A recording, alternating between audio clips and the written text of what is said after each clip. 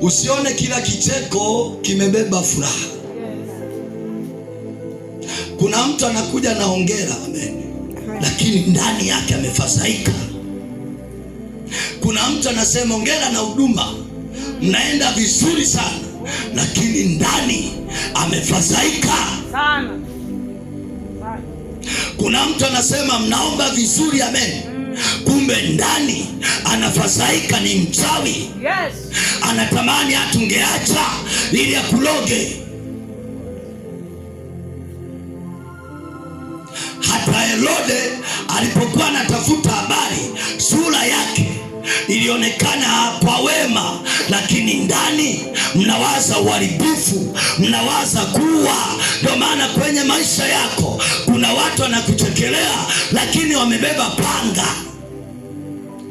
Bwana Yesu asifiwe sana.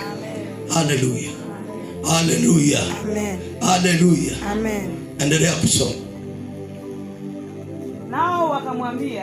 Nao wakamwambia alipowakusanya, ndio katika Bethlehemu ya Uyahudi, wakampa jibu, wakasema amezaliwa katika Bethlehemu ya Uyahudi, ndio kwa maana ndivyo ilivyoandikwa na nabii. Ndivyo ilivyoandikwa na nabii. Maana haya mambo sio kwamba huyu mtu amejitokeza.